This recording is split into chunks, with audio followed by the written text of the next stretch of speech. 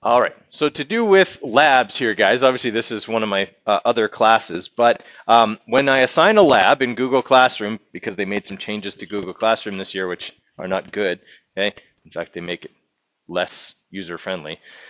It'll appear in the stream like this. So they've got this icon, this, I think it's supposed to be a clipboard or something, okay? It denotes that this is an assignment, okay? So it's got to come in for marks. You can also find the assignments in the class work tab, okay, right here. That'll show all of your assignments, okay. If it's coming in for marks, it'll have a category around it. So, okay, so if it's a lab report, it'll say lab. If it's an assignment, it'll say assignment or project or something like that.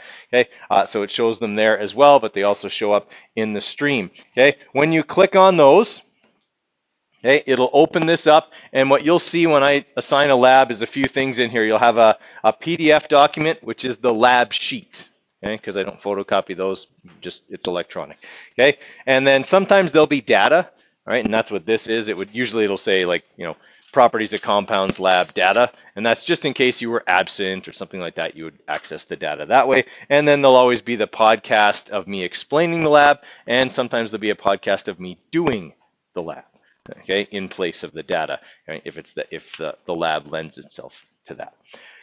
Okay, and then what you'll find underneath that is your work, okay, and when you click on this, it'll say your name, okay, so it'll say, whatever your first name is and your last name, and then it'll tell you what lab report you're doing, okay. For this one here, okay, if I click on that, it'll open up Google Docs, and what you will see is this, okay, for every lab you do, I have built the template for you.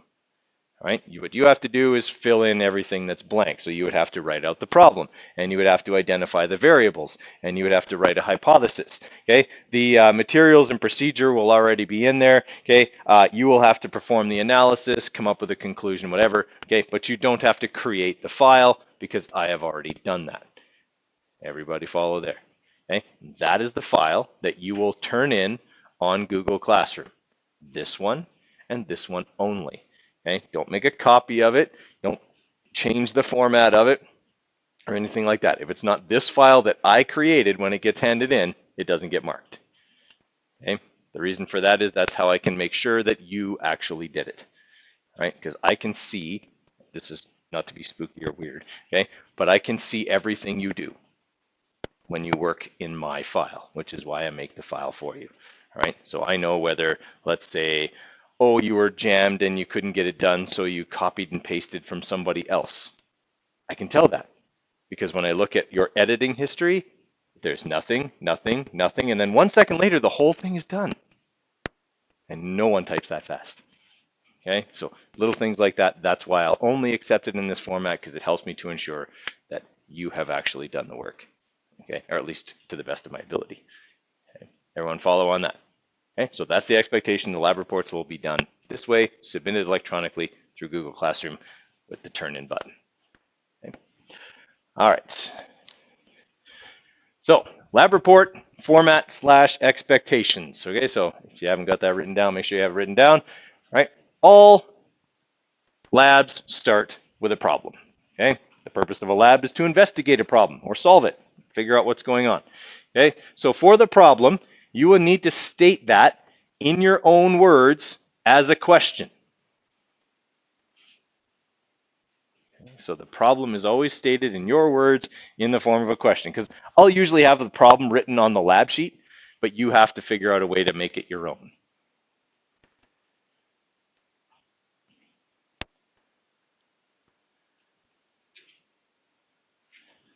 Right? So as an example, okay, we could have a problem that we're investigating, and that problem might be, what is the effect of light on plant growth? That's a pretty simplistic one, but we're going to use that all the way through this as our example.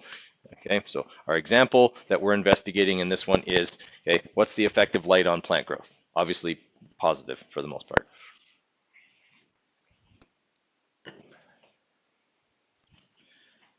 Okay, after the problem, we need to have our variables, right? We have to identify and explain our manipulated variable, our responding variable or variables, there can be more than one responding variable, and 3 controlled variables. Okay? How many manipulated variables can you have? one. You can only test one thing, guys. If you try to test more than one thing in the same experiment, you'll never know which of those two things or three things actually causes the change you were looking for, which means that you didn't accomplish anything. All right, so you can only test one thing at a time. Therefore, there can only be one manipulated variable. All right, so in the design part, okay, as I said here, you're going to identify the manipulated variable, the responding variable, or variables as the case may be, and three controlled variables, and you will explain each one.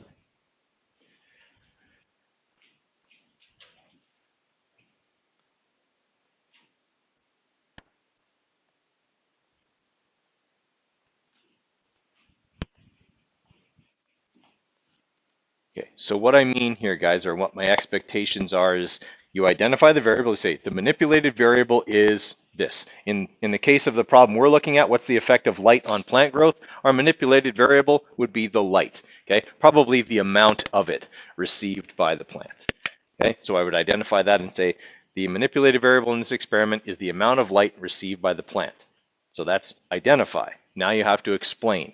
Okay, the explanation here would be something like the experimenter will change the amount of light received by, let's say 5 different plants or 10 different plants, okay, during the experiments. Okay, there will be increasing amounts of light from 0 to 24 hours or something like that. Okay, so you need, in the explanation, you need to say, here's how it's being manipulated and maybe a little bit about what that's going to look like. Okay, so I'm changing the amount of light received by a bunch of different plants from this many hours to this many hours. Okay, everybody follow there, right? The thing that most people forget to do when they're doing a lab report is the explanation part. People are really good at identifying the variables, but then they forget to write anything at the end of it, right? So in general, the manipulated variable is the thing that is being changed by the experimenter, right? Everybody follow me there. The responding variable then changes in response to that. Okay, so in this experiment here, light, the effect of light on plant growth, what's my responding variable? How much the plant grows. Okay, the growth of the plant would be the responding variable. I'm hoping it will change as a result of the amount of light received by the plant. Everybody follow there. So that would be my explanation for the responding variable. Okay, so in the example we have here, okay, so the manipulated variable is the part of the experiment changed on purpose by the experimenter. That is what's being tested. The example here would be the amount of light given to plants because all subjects will receive different amounts of light and light powers photosynthesis. Okay, so I've explained and identified.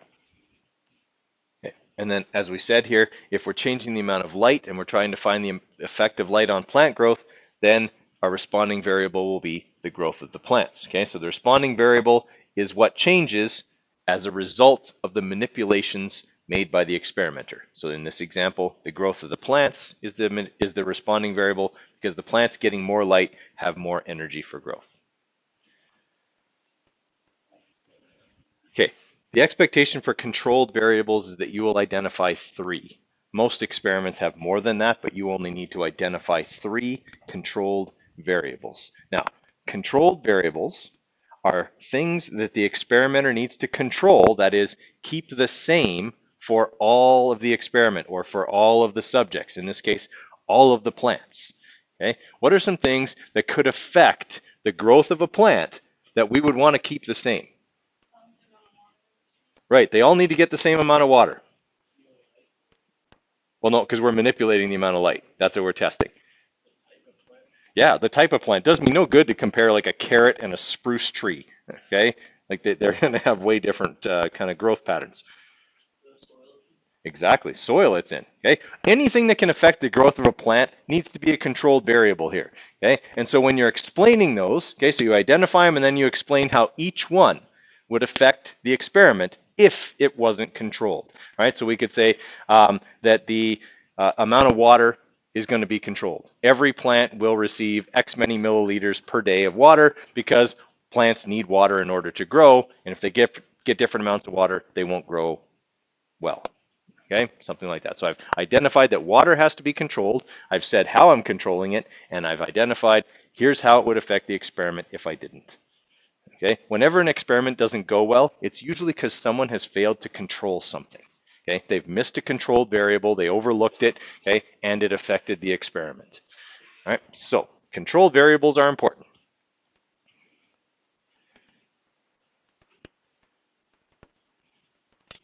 All right, so this one's going to take you a little bit longer because I listed all three of the variables and their explanations. And the reason I want you to have this is because I want you to look at it and go, okay, I know how much detail Mr. Codere is expecting when I write this. Okay, if you write water because plants need it, that's not going to be good enough. Okay, so make sure you have a good detailed explanation. All right, now, arguably the most important part of a lab report and of an experiment in general is your hypothesis. Okay, because the hypothesis tells people a lot of things. The first thing it tells them is what you think is causing the problem, or what you think is the relationship between the manipulated variable and the responding variable. Okay, in the example we have, more light should equal more growth. Okay, that's what we think the relationship is between those two variables, and it's kind of an answer to the problem, right? It also briefly describes how you're going to test your premise, okay? That is that light affects plant growth. And it tells them your predicted results, okay? We call it hypothetical deductive thinking, okay? So it's a deduction, it's a statement, not a question. So in a case like this, I would say something like, if plants need light for growth and 10 plants are given different amounts of light, then those plants receiving the most light will show the most growth. Okay, so I've said, here's what I think the relationship is between light and plant growth. Here's briefly how I'm going to test it. And here are my predicted results. So here's what I think, and this is what will happen if I'm right. Okay, is essentially what's going to go in there. All right, a hypothesis has to have those three parts. Okay, you can't be plants will grow better. Okay, like you wouldn't believe that the stuff I see as a hypothesis in people's lab reports. Okay, like the worst thing you can put in a hypothesis is I think. This is going to sound really mean, but no one in science cares what you think. They only care what you can prove.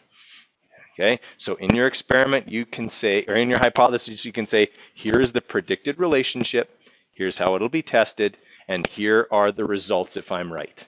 Okay, it's telling them that stuff. It doesn't tell them what you think. Okay, everybody with me? All right, a hypothesis always contains three words: if, and, then. If this is true and an experiment like this is run, then this will happen. Okay, if, and then. It always contains those three words.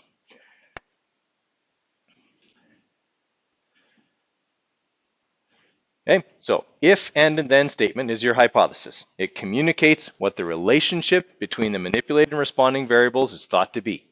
Okay, briefly describes the experiment. That's the and part. Outlines the expected results. That's the then part. Okay, so the example, okay, that I gave you here just a few minutes ago with the plant experiment, the hypothesis for that would sound like this. Okay, if plants require light for growth and 5 identical plants are given different amounts of light, then the plants that receive the most light will show the most growth.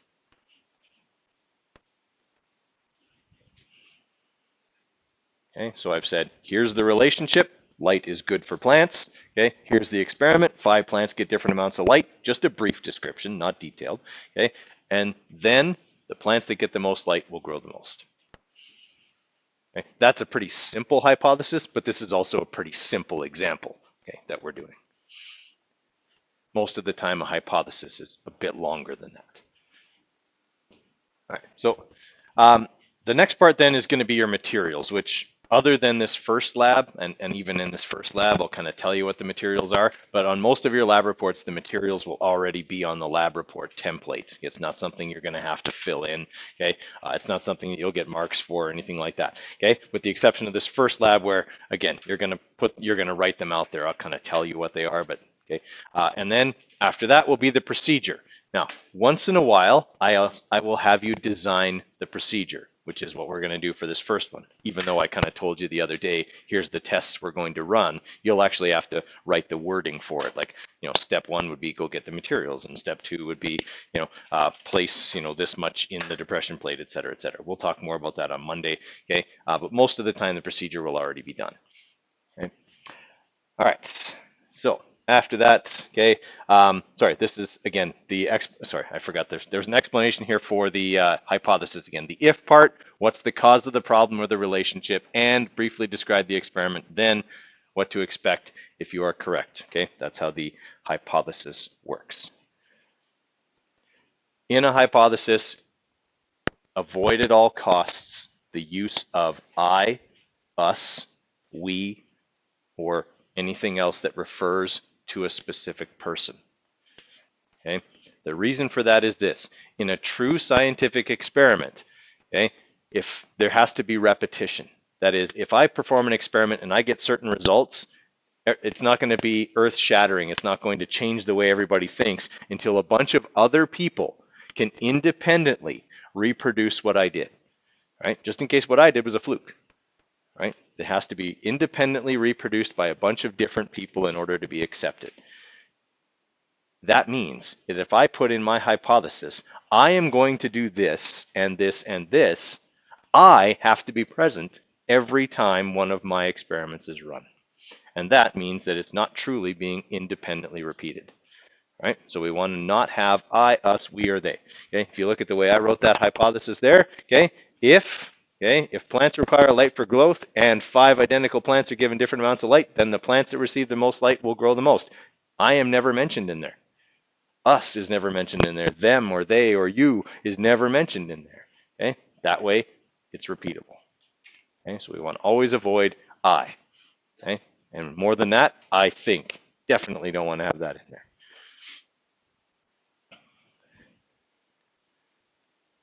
Okay, so the procedure is going to be, like I say, in most cases already done for you. I'll have all the steps written out. Your job would be to follow them, okay? But in a good procedure, the step-by-step instructions need to be explicit. That means they explain every mundane detail of the experiment, right? You have to write it as though the person performing the experiment has no scientific background whatsoever and maybe isn't too bright. Okay, so that they won't mess it up. The thing that people most often forget about in their procedure is how to control all their controlled variables. And that's really the most important part of a procedure, is making sure that you have all the other things in the environment controlled so they can't affect what you want to do. Okay, like I have a bunch of people lots of times when they write up an experiment on the effect of some factor on plant growth, they say, yeah, I'm going to put this plant, and let's say they're trying like different temperatures. They want to test the effect of different temperature on plant growth. So they say, I'm going to take this plant and I'm going to put it over here in the sun, and then I'm going to take this plant and put it in a different room over here where it only gets artificial light. Is that a controlled experiment? No, they're in different rooms. Okay? If you put one in front of a window and one over there, the temperature difference between this side of the room and that side of the room is like 4 degrees sometimes, especially when the sun is really beating in through that window. Okay? You're no longer running a controlled experiment. You won't know now whether it was the heat from the window that killed that plant or whether it was that sun is bad for plants. Like you're not going to know, right? And obviously sun is not bad for plants generally. Okay? So you have to make sure that you're running a controlled experiment. Okay? That is that maybe you have to put, you have to read the temperature in that windowsill for a couple of days before you start the experiment. And then you have to make sure that the other room has that same temperature. Okay? Everybody follow there? Those are the little details that most of the time people forget in a procedure. All right, your observations, okay? Those are going to be different depending on the type of experiment that you do. Okay, for chemistry, it's often like a chart, and you might write like kind of qualitative observations, like it turned green, or there were bubbles formed, or there was a powder that appeared, or something like that. Okay, and sometimes it's going to be quantitative, like in physics, the car went 5.25 meters.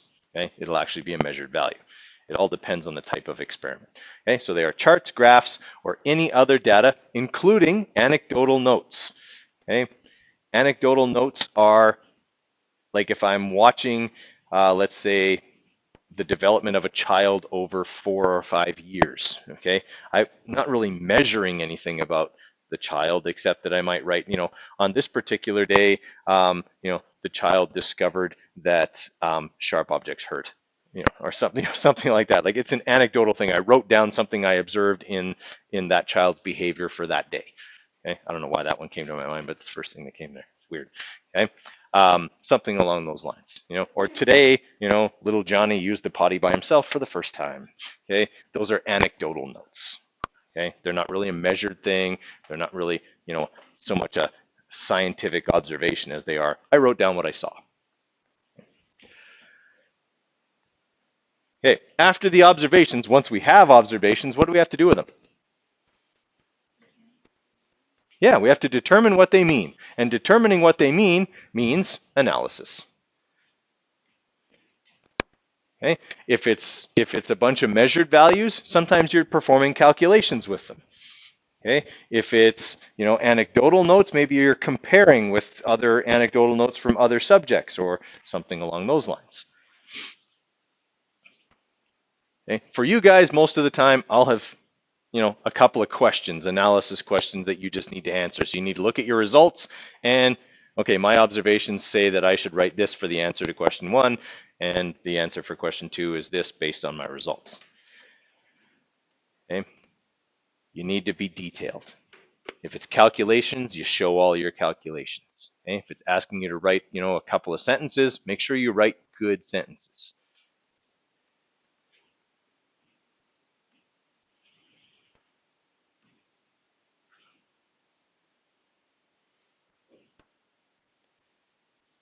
Okay? The analysis is where I can really tell the amount of effort being put into a lab report.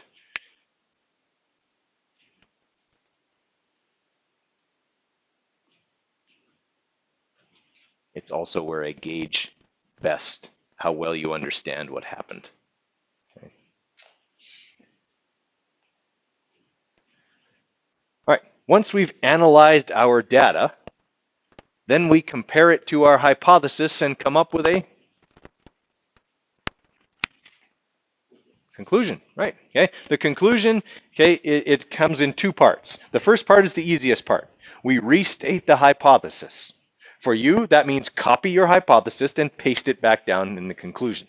All right, so just copy and paste it down there, and then you're going to write a short paragraph, 2 or 3 sentences, that explains, here are the results, here's what the results say, and here's how it supports or rejects the hypothesis. All right, so you kind of restate everything, sum it all up, and then, okay, I said this in the hypothesis, but my results say something else, so I have to reject my hypothesis. So let's say that I ran this experiment with the plants, right? And I have, one plant that's in the dark. I have one plant that gets 6 hours of sun, one that gets 12, one that gets 18, and one that gets 24 hours of light. And I find that the one that gets 24 hours of light dies. The one that gets no light dies. Okay? When I analyze that data and compare it to my hypothesis, I find my hypothesis is wrong. Because my hypothesis said the plants receiving the most light will show the most growth. And that didn't happen. Okay? The plant that got the most light died. So, in my conclusion, I have to say that. Okay? I have to say that generally, there was a trend toward greater growth with greater light until you get past 18 hours. Okay? More than 18 hours of sunshine appears to be detrimental to the plant. Right? So my hypothesis is rejected. Right? I can still say that generally it seemed to go that way, but there was a tipping point where too much of a good thing was bad. All right? You guys kind of follow me there? That's what you say in a hypothesis. You explain your results, you compare them to your hypothesis, and you say accepted or rejected. The worst thing you can say, and people say this all the time in a hypothesis, was, I was right. Well, goody for you. Okay? You can't say that in a hypothesis. Nobody's ever 100% right in science. Okay? You have to say, here's my hypothesis, here's my data, here's what it means, Here's whether the hypothesis is correct or incorrect. Okay. All right. Believe it or not, there's one thing that comes after the conclusion. Okay. What comes after the conclusion is what we call evaluation. It's where you have to evaluate the experiment in terms of, were there any sources of error that could have affected my results? Okay. Because you do your best to control all the variables, but sometimes something comes up.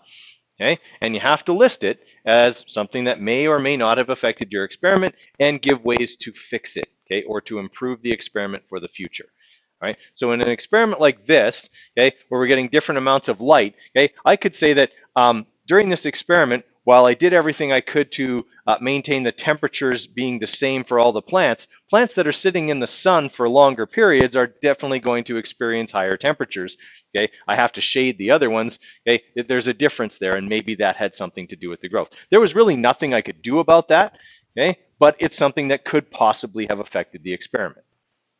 Right? Something along those lines. It has to be something that was beyond your control, right? It can't be human error. That's what I get all the time. People write in sources of human error that they could have fixed during the experiment, but didn't. Right? Like for example, okay, when we do our properties of compounds lab, we're going to have all the compounds in this tiny little depression plate, all side by side. And inevitably, I have people list in the sources of error, sample B contaminated sample C, and so that would affect our results. Do you know what that says to me? Mr. Coderre, I screwed up. I know I screwed up, and I was too lazy to fix it. Could you have gone back and got 2 new samples and did the experiment over again for those 2 samples? Should you have? Yes. Okay. So when you say that, you're basically saying to me, hey, Coderre, I know I screwed up, but I don't care. You don't want to say that, okay, in the sources of error. It's human error. Fix it. You always can fix human error. Okay? The worst thing you can say is, I did something wrong, and I know I did it wrong, and I didn't fix it. Okay?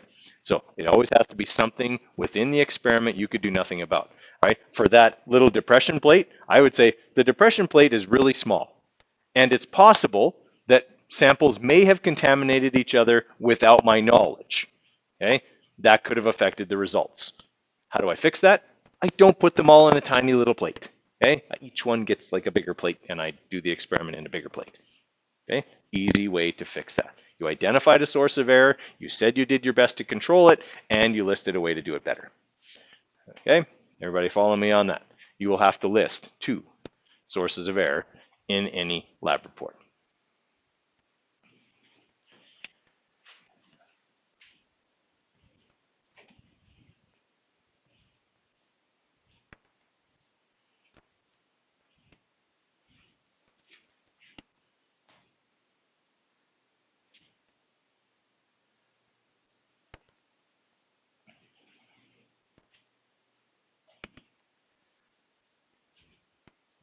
All right, so on this first lab, we're going to have all day on Monday for you to work on the lab report, pre-lab parts of it anyway. Okay, I'll help you through it. I'll explain the hypothesis and the variables and all of that. Okay, once you start to gain experience with your lab reports, realistically, a lab report should take you in the neighborhood of about a half an hour, maybe to 40 minutes to complete. Okay, you're typing it out at home because you'll have had some class time. Okay, like we do the pre-lab stuff and then we go over, we do the lab. You have the Chromebooks to do the pre-lab stuff, so you get a good start on it here at school. Okay, and then you should really realistically shouldn't have too much to do at home. If it's taking you 3 hours to do a lab report, you're being too meticulous, or there's just something wrong about what you're doing, and you should probably come in and talk to me, because there's no way a lab report should take you that long to do. Okay, if a lab report takes you more than an hour, you probably were nitpicking over a bunch of stuff. Okay, everybody follow me there. So you get some kind of time frame. The first few are probably going to take you longer than 40 minutes just because you're getting the hang of it. But once you do the first couple of lab reports, they're all formulaic, they all work the same. Okay, you should be able to spit them out pretty quickly, especially given that the template is already going to be built for you. Right? Couple of things with the lab. Okay, with going into the lab. Just safety stuff. If you have long hair, okay, please put a hair tie in your science binder. Okay, so that when we go over to the lab, you can tie your hair back because you don't want to lean forward and have your hair get into chemicals. Okay, similar with loose clothing. Okay, if you've got like a hoodie on, you know, and it's got the strings or something like that. Okay, maybe on lab day, just make sure you're not wearing anything that's loose that, you know, when you lean forward might get into the chemicals, okay, or things like that. So just think about kind of what you're going to wear. In terms of thinking about what you're going to wear, make sure you have shoes that cover your foot. Okay, sandals, flip-flops, okay, open-toed shoes, okay, things like that. Chemicals run off the counter, get on your foot. All right, so try and avoid that kind of footwear. All right, we will talk more about that and get started on the lab report on Monday. Have a good weekend, but not too good.